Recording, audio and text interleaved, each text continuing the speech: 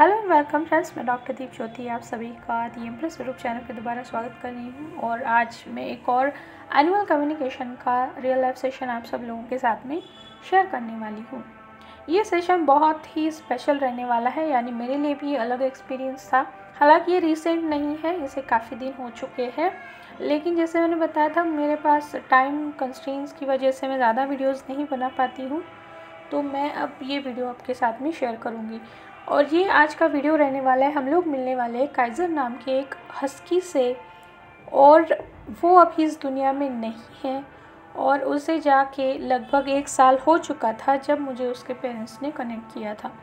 और उनके पेरेंट की विश ये थी कि उससे बात किया जाए, उससे पूछा जाए कि वो अभी कैसा है, कहाँ पे है, क्या उसकी कोई और ख्वाहिश है, ये सब जानना था। क्योंकि वो बहुत कम समय में अचानक से हेल्थ इशू की वजह से ये दुनिया छोड़ के, अपना शरीर छोड़ के चला गया था। आगे बढ़ने से पहले दी एम्प्रेस को आपको ज़रूर सब्सक्राइब करना है, नोटिफिकेशन बेल भी प्रेस करना है, वीडियो लाइक भी करना है। दी एम्प्रेस इस नाम का मेरा फेसबुक पेज है, वहाँ पे भी मैं सारे अपडेट्स, बहुत सारी रेमेडीज़, फ्री रीडिंग्स, बहुत कुछ होता है, आपको वहाँ पे भी फॉलो करना है। मैंने लिंक डिस्क्रिप्शन बॉक्स में दे दिया है। अब बहुत सारे एनिमल्स हो, पेट्स हो, या फिर प्लांट्स हो, ट्रीज़ हो, बर्ड्स, इन सब से कम्युनिकेट करने के बाद में जब काइज़र का मेरे पास कम्युनिकेशन के लिए रिक्वेस्ट आया था, तो यहाँ पे कुछ और ही एक्सपीरियंस मुझे आया। जैसे कि मैंने मेंशन किया है कि काइज़र अभी इस दुनिया में नहीं है, वो ये शरीर छोड़ चुका है और किसी हेल्थ इशू की वजह से उसकी डेथ हो चुकी थी। तो मैंने एक बार उसे कनेक्ट किया, और जैसे मैंने कम्युनिकेशन स्टार्ट किया तो मैं डीप ट्रांस में चली गई थी, और मेरा खुद का सर इतना भारी हो गया था कि मेरे पास कोई और ऑप्शन बचा ही नहीं था। कुछ देर के लिए मुझे रेस्ट करना ही पड़ा, और जो कुछ भी कम्युनिकेशन हुआ था वो मुझे कुछ भी याद नहीं था। तो मैंने वो कम्युनिकेशन वहीं पे रोक दिया था, और नेक्स्ट डे वापस मैंने उससे कनेक्ट किया, और वापस से मैंने उससे कॉन्वर्सेशन स्टार्ट किया। और जैसे मैंने उसके साथ कनेक्ट किया तो बहुत खुश दिखाई दिया मुझे।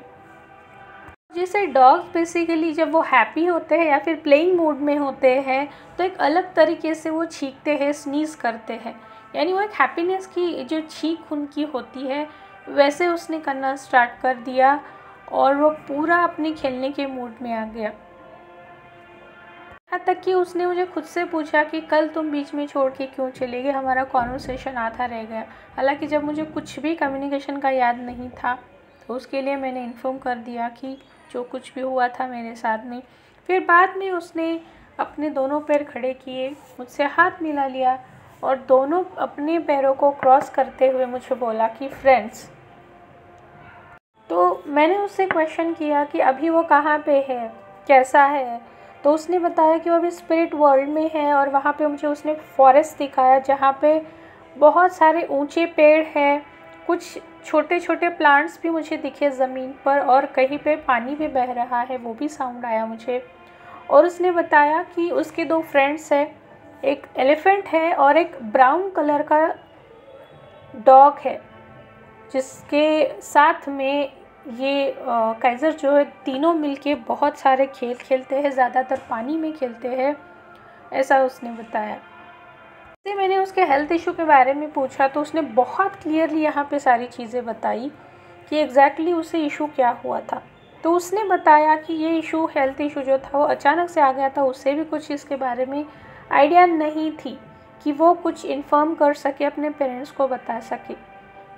ये सडनली हुआ था उसके साथ में, और जो उसके वेंस होती है बॉडी की, वो ब्लॉकेज था उनमें, और पंपिंग फंक्शन जो है हार्ट का वो ठीक से नहीं हो रहा था, और लंग्स भी प्रॉपरली काम नहीं कर रहे थे, उनको ठीक तरह से ऑक्सीजन नहीं मिल रहा था, और इस वजह से उसका रेस्पिरेशन भी वीक हो गया था, और इस वजह से जितने भी टॉक्सिन्स है बॉडी में वो वहीं पे स्टक हो गए, वो बाहर नहीं जा पा रहे थे। वो इतना जल्दी हो गया सब कुछ कि वो उसे कुछ बता भी नहीं पाया कि उसे ये इतनी सारी इश्यूज़ है, और इतना डिटेल में उसने बताया। मैंने शॉर्ट में आपको बताया, लेकिन जब कम्युनिकेशन हुआ था तो वो बहुत डिटेल में उसने बताया था। और यहाँ पे उसने ये भी मेंशन किया कि उसने उसकी ज़िंदगी जितनी थी वो पूरी तरह से उसने जी ली है, यानी कोई रिग्रेट नहीं या फिर सैडनेस नहीं है कि मुझे ये करना था, ये बाकी रह गया है, ऐसा कुछ भी कहीं पे भी नहीं था। अभी इसके जाने के बाद में उसके पेरेंट ने 2 और हस्कीज़ घर में लाए थे और उनके बारे में भी मुझे पूछने के लिए बोला था। तो काइज़र को ऑब्वियसली मैंने पूछा कि क्या ये दोनों किसी तरीके से तुमसे कनेक्टेड है, तो उसने बोला डायरेक्टली तो नहीं है, ये दोनों अलग है। हाँ, लेकिन हम लोग एक दूसरे से बात ज़रूर करते हैं क्योंकि वो लोग अभी नए हैं और उनको बहुत कुछ सीखना है, तो इसीलिए मैं उन्हें गाइड भी करता हूँ और इन्फॉर्मेशन भी देता रहता हूँ। तो एक और यहाँ पे क्वेश्चन भी था उनके पेरेंट का कि क्या वो नेक्स्ट बर्थ में वापस से उनके पास में आएगा। तो इस क्वेश्चन पे उसने बताया कि ये तो मैं अभी बता नहीं सकता हूँ, क्योंकि हमारे लिए भी कुछ रूल्स और रिस्ट्रिक्शंस होते हैं जो हमें फॉलो करने पड़ते हैं। उसके पेरेंट्स के लिए एक मैसेज पूछा कि क्या कुछ वो मैसेज देना चाहता है, कुछ बताना चाहता है उनके पेरेंट्स को। तो अचानक से वो भाग गया वहाँ से और वापस आते टाइम अपने साथ में अपने फ्रेंड को, यानी जो ब्राउन कलर का डॉग है जिसके बहुत लंबे ऐसे कान हैं, उसे साथ में लेके वापस आ गया। हम दोनों को इंट्रोड्यूस किया, मैंने उससे बात करने की कोशिश की लेकिन दूसरे डॉग ने उससे बात नहीं की। तब काइज़र ने मुझे बताया कि नहीं, वो बहुत शाय है और ज़्यादा बात नहीं करता है और वो चुपचाप हम दोनों का कॉन्वर्सेशंस सुनता वहाँ पे खड़ा रहा था। वो ऐसे ही वेट कर रहा था, ऐसे आइज़ के कॉर्नर से देखी कब इनका कॉन्वर्सेशन ख़त्म हो जाए और कब हम वापस खेलने के लिए चले जाए। तो यहाँ पे कुछ money related, investment related message दिए थे काइज़र ने अपने पेरेंट्स को और कुछ हैप्पी मोमेंट्स उसने शेयर किए थे कि काइज़र बहुत ही स्पेशल था, उसे पियानो सुनना बहुत पसंद था और उसकी पेरेंट पियानो बजाती थी तो ये उसके साथ में गाता भी था। तो ये मोमेंट उसने शेयर किया था कि उसे वो चीज़ बहुत पसंद है और वो बहुत एंजॉय भी करता था और उसके पेरेंट्स के साथ में जो भी ज़िंदगी रही है उससे वो बहुत खुश है और ख़ुद को बहुत लकी भी फील करता है। साथ ही साथ ये भी उसने मेंशन किया कि उसके पेरेंट के साथ में उसे पानी में खेलना बहुत पसंद है, पानी में बहुत सारी मस्ती करना बहुत पसंद है। और क्लोजिंग करते टाइम उसने ये भी कहा कि उसकी ब्लेसिंग्स जो है उसके पेरेंट्स के साथ में हमेशा रहेगी।